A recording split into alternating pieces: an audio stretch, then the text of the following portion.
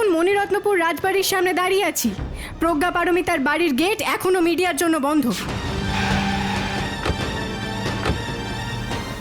রাষ্ট্রীয় নারী কল্যাণ সমিতির সদস্যা।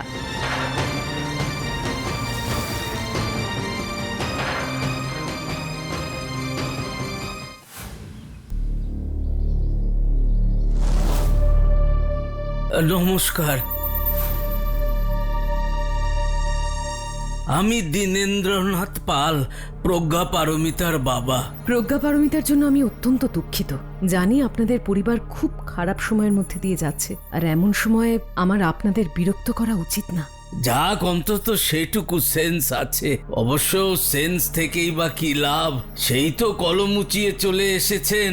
দাঁড়াও দীনেন্দ্র, তুমি হয়তো ভুলে যাচ্ছ তুমি কোন বাড়ির উত্তরাধিকারী। রাজ পরিবারের কোনো সদস্য এভাবে কথা বলে না। ভুল হয়ে গেছে মা। নমস্কার, আমি রাজমাতা মঞ্জুরি দেবী, দীনেন্দ্রনাথের মা। নমস্কার, আমি রাষ্ট্রীয় মহিলা কল্যাণ সমিতির সদস্যা মালিনী সেন। আমরা প্রজ্ঞা পারমিতার মৃত্যুর ব্যাপারে কয়েকটা সাধারণ প্রশ্ন করতে এসেছি। বলুন। প্রজ্ঞা হঠাৎ করে আত্মহত্যা করতে গেল কেন? আপনারা কি কিছু বুঝতে পারেননি? বুঝতে পারলে কি আর এই দিনটা দেখতে হতো? কিন্তু ও হঠাৎ এরকম একটা ডিসিশন নিল কেন? বাড়িতে কি কারোর সাথে কোনো ঝগড়াঝাটি হয়েছিল? ডিপ্রেশন। ডিপ্রেশন? হ্যাঁ, মানে ওর মানসিক অবস্থা ঠিক ছিল না, তাই এটা করেছে। কিন্তু কেন? বাড়িতে কি কারোর সাথে? না না, বাড়িতে কিছু না, কলেজে যা হয়েছে কলেজে হয়েছে। হ্যাঁ, তাই হবে। আহ পল্লবী, কোনো প্রমাণ ছাড়া এভাবে কারোর বিরুদ্ধে কিছু বলাটা রাজ পরিবারের সদস্যদের শোভা পায় না। কিন্তু ওরাই বা এমন ভাবে আমাদের বিরক্ত। তুমি এখন ভেতরে যাও পল্লবী, যাও। আর আপনিও এখন আসুন, আমাদের পরিবারের ব্যাপার আমরা বুঝে নেব। দেখুন, আপনারা আমায় ভুল বুঝবেন না। আমি কিন্তু কর্তৃপক্ষের নির্দেশেই এখানে এসেছি। আর প্রজ্ঞার মৃত্যু রহস্যে... প্রজ্ঞার মৃত্যুতে কোনো রহস্য নেই। একজন মানসিকভাবে অবসাদগ্রস্ত যুবতীর হঠকারী সিদ্ধান্ত, আর সেই শোক সামলানোর ক্ষমতা এই চার দেওয়ালের আছে।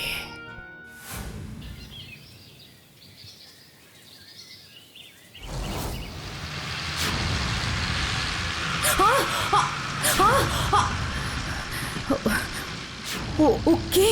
রাজশেখর, মহারাজা দীনেন্দ্রনাথের ছেলে। রাত দিন পাটি হুল্লোড় করে বেড়াচ্ছে, কোনো শোকই ওকে ছোঁয় না। আপনি?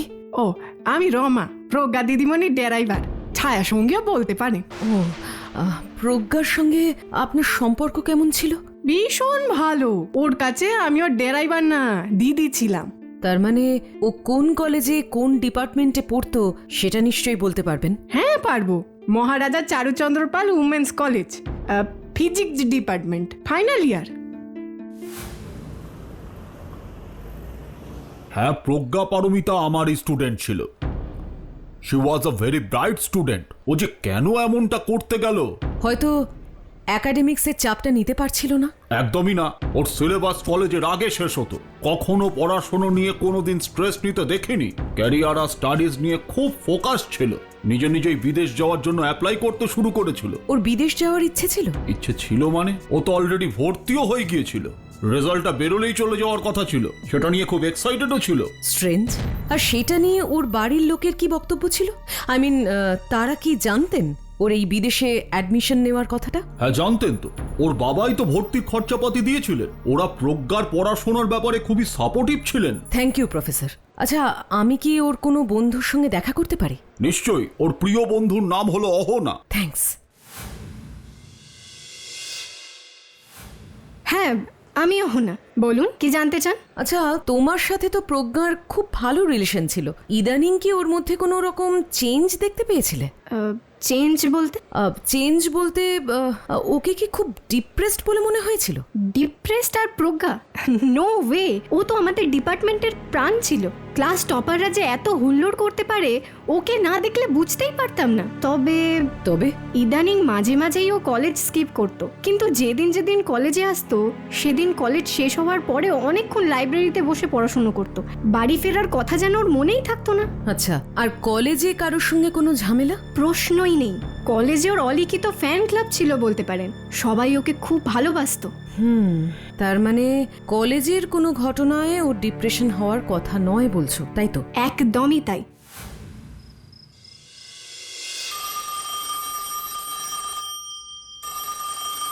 হ্যালো, আমি পল্লবী বলছি। আমি মালিনী সেন বলছি।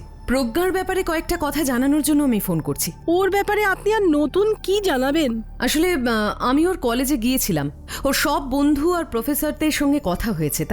তাতে একটা জিনিস ক্লিয়ার হয়েছে যে ওই কলেজে এমন কিছুই ঘটেনি যাতে প্রজ্ঞার ডিপ্রেশন হতে পারে। ইনফ্যাক্ট আমার তো মনেই হয় না যে ওর জীবনে ডিপ্রেশনে যাওয়ার মতন আদৌ কোনো কারণ ছিল। আপনি কি বলতে চাইছেন? আমরা আপনাকে ডিপ্রেশনের ব্যাপারে মিথ্যে কথা বলেছি?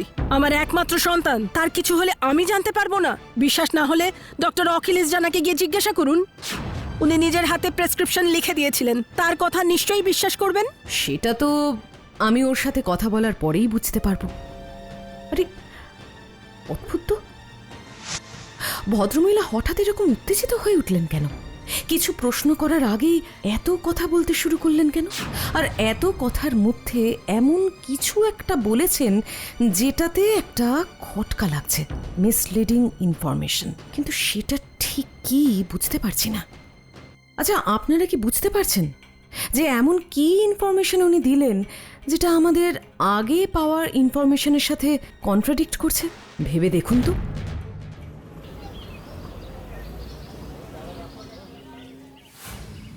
বলুন, আপনি কি জানতে চান? প্রজ্ঞার ঠিক কি হয়েছিল? প্রজ্ঞা সিভিয়ার কেস ডিপ্রেশনের পেশেন্ট ছিল। বাবা, একেবারে সিভিয়ার? তা সিভিয়ার ডিপ্রেশনের কারণটা কি বলতে পারবেন? মানে সরি ম্যাডাম, পেশেন্টের ডিটেলস আমরা কারোকে দিই না, এটা প্রফেশনাল এথিক্সের বাইরে। উত্তর দেবেন না নাকি উত্তরটা জানেন না? কি বলতে চাইছেন আপনি? না, আমি বলতে চাইছি যে প্রজ্ঞার ডিপ্রেশন ছিলই না, ডিপ্রেশনের গল্পটা মুখে বানানো। আপনি কি ডাক্তার নাকি? আপনি ডিপ্রেশনের কি বোঝেন? দেখুন, আমি অ্যাটলিস্ট এটুকু বুঝতে পারি যে মানুষটা ডিপ্রেশনে আছে তার নিজের জীবনের প্রতি কোনো আগ্রহই থাকবে না, সে কখনো তার ভবিষ্যতের স্বপ্ন দেখতে পারে না। কিন্তু প্রজ্ঞা, তার তো স্বপ্ন ছিল বিদেশে গিয়ে পড়াশুনো করার। সে তো শুনেছি অ্যাডমিশনও নিয়েছিল, খুব এক্সাইটেড ছিল। এর মধ্যে আপনি এই ডিপ্রেশনের থিওরিটা কিভাবে ফিট করলেন ডক্টর অখিলেশ জানা? নাকি ডিপ্রেশনের নাম দিয়ে ওর তাটাকে জাস্টিফাই করার চেষ্টা করছেন? আমি কিছুই করছি না, প্রজ্ঞা আমার একটা কেস। যে কেসটা আপনি মিথ্যে দিয়ে সাজিয়েছেন। আসল কথা হলো আপনি প্রজ্ঞাকে কোনো অ্যান্টি ডিপ্রেশন দেননি, সবটাই আপনার বানানো গল্প। মিথ্যে কথা। আমি প্রেসক্রিপশনে অ্যান্টি ডিপ্রেশন মেডিসিন দিয়েছিলাম।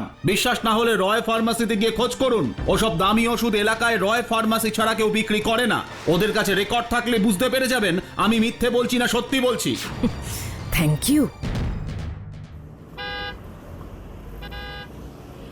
বলুন ম্যাডাম, কি চাই? কনফার্মেশন। পুলিশ আসার আগে একটা ফাইনাল কনফার্মেশন নিতে এসেছি। পুলিশ? Final confirmation? এসব আপনি কি বলছেন? আমি তো কিছুই বুঝতে পারছি না। দেখুন, আমি রাষ্ট্রীয় নারী কল্যাণ সমিতির সদস্য। আমাদের কাছে খবর আছে আপনি প্রেসক্রিপশন ছাড়া ডিপ্রেশনের ওষুধ দিচ্ছেন। না না না, এটা একদমই ভুল কথা। আমি প্রেসক্রিপশন ছাড়া গ্যাসের ট্যাবলেটও বিক্রি করি না। এই একটা ব্যাপারে আমি খুব সৎ।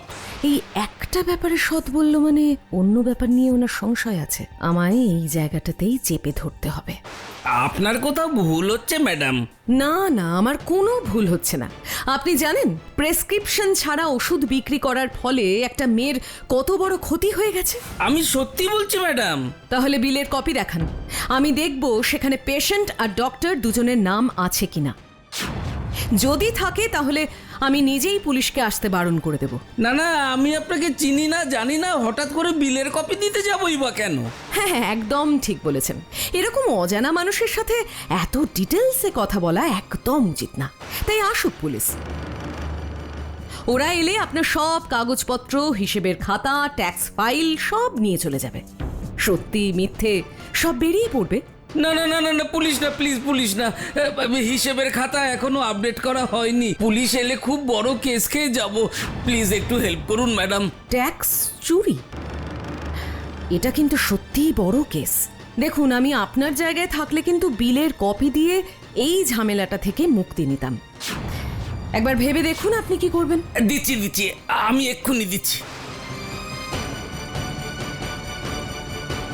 এই নিন madam. Sujoy Das, doctor's name Anuradha Sen, patient Ranu Mondal, doctor's name Debjyoti Sinha, Pragya Paramita Pal, doctor name Akhilesh Jana. এই তো দেখি কি কি ওষুধ কিনেছে। কি এটা কি করে সম্ভব? কি হলো ম্যাডাম, কোনো গন্ডগোল? আচ্ছা, এই বিলে যা যা ওষুধ লেখা আছে সবই কি প্রেসক্রাইবড ওষুধ, নাকি প্রেসক্রিপশনের বাইরের ওষুধও আছে? না না ম্যাডাম, প্রেসক্রিপশনের বাইরে কোনো ওষুধ নেই, এটা আমি গ্যারেন্টি নিয়ে বলতে পারি। গ্যারেন্টি? আপনি ডিপ্রেশনের ওষুধ দিয়েছিলেন? হ্যাঁ দিয়েছিলাম। কেন রয় ফার্মাসিতে ডিপ্রেশনের ওষুধের প্রমাণ পাননি? পেয়েছি, আর তার সাথে পিলের উল্লেখও পেয়েছি। প্রজ্ঞা কি প্রেগনেন্ট ছিল? না না না, আমি সব কিছু জানি না। দেখুন, কিছু না জেনেই তো আর আপনি ওষুধ লেখেননি, জেনেছেন বলেই লিখেছেন। তা ছেলেটা কে? আমি জানি না, আমি ওসব কিচ্ছু জানি না। দীনেন্দ্রবাবু আমায় ফোন করে ওই ওষুধ চেয়ে পাঠিয়েছিল। তার মানে প্রজ্ঞা চেম্বারে আসেনি, ওর ডিপ্রেশনের ওষুধটা? ওটাও দীনেন্দ্রবাবুই চেয়ে পাঠিয়েছিলেন। ওর ছেলে রাজশেখর এসে প্রেসক্রিপশনটা নিয়ে গিয়েছিল। এর বেশি আমি কিচ্ছু জানি না। ওর ছেলে? ও কে? রাজশেখর, মহারাজা দীনেন্দ্রনাথের ছেলে। হ্যাঁ তাই তো, ওই জন্যই মনে হচ্ছিল পল্লবী দেবী এমন কিছু একটা বলছে যেটা ঠিক খাপে বসছে না। আপনি কি বলতে চাইছেন? আমরা আপনাকে ডিপ্রেশনের ব্যাপারে মিথ্যে কথা বলেছি? আমার একমাত্র সন্তান, তার কিছু হলে আমি জানতে পারবো না? কি হলো ম্যাডাম, কিসের খটকা? না, আচ্ছা অখিলেশ বাবু, ওই রাজশেখরের সাথে ওর মায়ের কি কোনো সমস্যা আছে? মায়ের সাথে সমস্যা কি করে থাকবে? ওর মা তো 5 বছর বয়সেই মারা গেছে। হোয়াট? তাহলে পল্লবী দেবী? উনি তো দ্বিতীয় পক্ষ। ও আই সি, এতক্ষণে ব্যাপারটা ক্লিয়ার হলো। এনিওয়ে, আমি আসি। তবে এই জাল প্রেসক্রিপশনের জন্য শাস্তি আপনাকে পেতেই হবে, এটা কিন্তু মাথায় রাখবেন।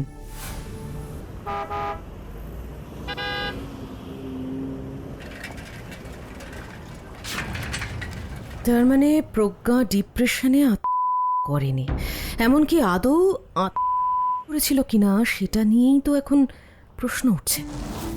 কারণ যা বোঝা যাচ্ছে, ওর বাবা আর সৎ দাদা ওর প্রেগন্যান্সির ব্যাপারটা জানতো। তাহলে কি অনার? আচ্ছা, আপনাদের কি মনে হচ্ছে? অবশ্য অনার তো সবার আগে প্রজ্ঞার প্রেমিককেই হবে, কিন্তু প্রজ্ঞার সেই গোপন প্রেমিক কে? কে বলতে পারবে? কে? হ্যাঁ, পারলে উনিই বলতে পারবেন। সেরকম কেউ থাকলে নিশ্চয়ই বলতে পারতাম, কিন্তু প্রজ্ঞার এরকম কোনো অ্যাফেয়ার ছিল না। আপনি এ ব্যাপারে নিশ্চিত? 100%। আপনি এতটা শিওর কি করে হচ্ছেন? এ বাড়ির অনেক অদ্ভুত নিয়ম কানুন আছে। বাড়ির মেয়েদের আর ছেলেদের নিয়ম একেবারে আলাদা। যেখানে প্রজ্ঞার দাদা সারাক্ষণ পার্টি করে বেড়াচ্ছে, দিনের পর দিন নতুন নতুন মেয়ে নিয়ে ঘুরে বেড়াচ্ছে, আর সেই একই বাড়িতে থেকে প্রজ্ঞাকে প্রায় বন্দি হয়ে থাকতে হয়। গার্লস স্কুল, গার্লস কলেজ, এমনকি ওর বাড়ির ড্রাইভার আমি একজন মহিলা, সব বন্ধুরা মেয়ে। সোশ্যাল মিডিয়া অ্যাকাউন্ট ছিল না, অ্যালাউ করেনি। শুধু কলেজে যেত আর আসতো। বন্ধুদের সাথে কলেজের বাইরে যাওয়ার পারমিশনও ছিল না। ও ক্লাস করতো, আমি কলেজের বাইরে বসে পাহারা দিতাম। তাও মেয়েটার কোনো ক্ষোভ ছিল না, যেন পড়াশুনো করতে পেয়েই ও খুশি। তার মানে ওর কোনো পুরুষ সঙ্গ ছিল না? অন্তত বাড়ির বাইরে তো ছিল না। বাড়িতে অবশ্য রাজাবাবু ছিলেন। আর ওর দাদা? দাদা? ওকে দাদা বলা মানে দাদা শব্দটা অপমান। একটা পশুর সমান ছিল। নিজের বোনের দিকেও কুনজর দিত। কতবার যে দাদার ভয়ও লুকিয়ে আমার ঘরে এসেছে তা গুণে শেষ করতে পারবো না। বুঝতে পেরেছি। আচ্ছা শুনুন, আপনি একটু বাড়ির সবাইকে জানিয়ে দেবেন যে কাল সকালে আমি ওদের সবার সাথে দেখা করে ফাইনাল রিপোর্টটা দেব, কেমন?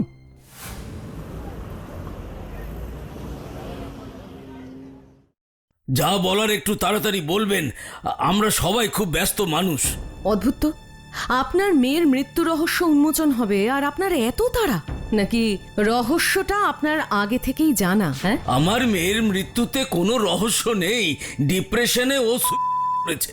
ডিপ্রেশন? কিসের ডিপ্রেশন? আপনার মেয়ে তো মেন্টালি খুবই স্ট্রং ছিল, না হলে এত কিছু সহ্য করেও ও বিদেশে পড়তে যাওয়ার স্বপ্নটা দেখতে পারতো না। কি সহ্য করতে হয়েছে ওকে? আর ওই যে বিদেশে পড়াশোনার কথা বললেন, সেটার খরচও কিন্তু আমি দিয়েছি। হ্যাঁ দিয়েছিলেন, কারণ তখনও প্রজ্ঞা আপনাদের কথার বিরুদ্ধে যায়নি। প্রজ্ঞা কোনোদিনই আমাদের কথার বিরুদ্ধে যায়নি। ওটা রাজবাড়ির মেয়েদের শিক্ষা নয়। তাহলে প্রজ্ঞাকে জোর করে ডিপ্রেশনের রুগী সাজিয়ে ব্যালকনি থেকে ধাক্কা মেরে ফেলে দিলেন কেন? খবরদার আর একটাও বাজে কথা যদি বলেছেন। কেন ভয় পেয়ে যাচ্ছেন যে প্রজ্ঞার প্রেগন্যান্সির খবরটা চাউর হয়ে যাবে? মালিনী সেন, আঙুল নামিয়ে কথা বলুন। আঙুল নামিয়ে কথা বলুন। আমার কাছে ওষুধের দোকানের ডিটেলস রিপোর্ট আছে যে, যাতে অখিলেশ জানার বয়ানও রয়েছে। আমি শিওর ওদের সিসিটিভি ক্যামেরায় ওষুধ যে কিনেছে তার ছবিও আছে। বেশ, আপনি ঠিকই ধরেছেন। হ্যাঁ, প্রজ্ঞা গর্ভবতী ছিল, তাই আমরা চেয়েছিলাম ও কিন্তু অসভ্য মেয়েটা আমার কথা কানেই তুললো না। আর তাই আপনি ওকে দিলেন কেন? ওই সন্তানের পিতাকে বাঁচানোর জন্য? কি নাম তার? জানি না, আমরা কেউ তার নাম জানি না। প্রজ্ঞা কতগুলো ছেলের সাথে কোথায় কোথায় ঘুরে বেড়াতো সেটা আমরা কি করে জানবো? তুমি একটা ছি! ও নিজেই হয়তো জানতো না যে তাদের মধ্যে কে ওর বাচ্চার বাবা। চুপ করুন, আপনারা মানুষ। আমার অমন ফুলের মতো মেয়েটার উপরে অত্যাচার করে শান্তি হলো না? বাপ বেটায় মিলে ব্যালকনি থেকে ধাক্কা মেরে ফেলে দিল। এখন মৃত্যুর পরেও মেয়েটাকে বদনাম দিচ্ছেন। পল্লবী, চুপ করো। কেন চুপ করব? তোমাদের এই মিথ্যে সম্মান রক্ষা করার জন্য? যে সম্মান রক্ষা করতে গিয়ে একটা নিষ্পাপ মেয়েকে ফেলতে হয়, নাকি তোমার ওই গুণধর ছেলেকে বাঁচানোর জন্য চুপ করব, যে কিনা নিজের বোনকে জোর করে তার ইচ্ছার বিরুদ্ধে? ছি! বলতেও আমার বমি পাচ্ছে। যার বমি পায় সে বমি করুক, এসব ড্রামা দেখার আমার সময় নেই, আমি চললাম। এখান থেকে এক পা নড়লে চাপকে তোমার দাঁত ফেলে দেবো বেয়াদব।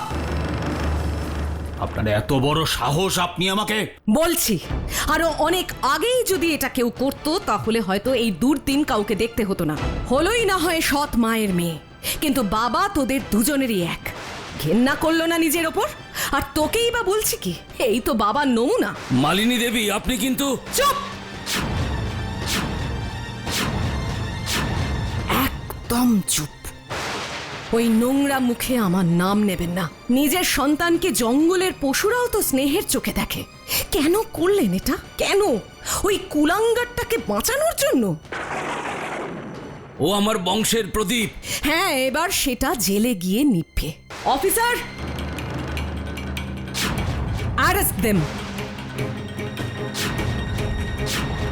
তোমার সাহস তো কম নয়। তুমি আমার বাড়িতে পুলিশ নিয়ে ঢুকে আমার ছেলে আর নাতিকেই অ্যারেস্ট করতে বলছো?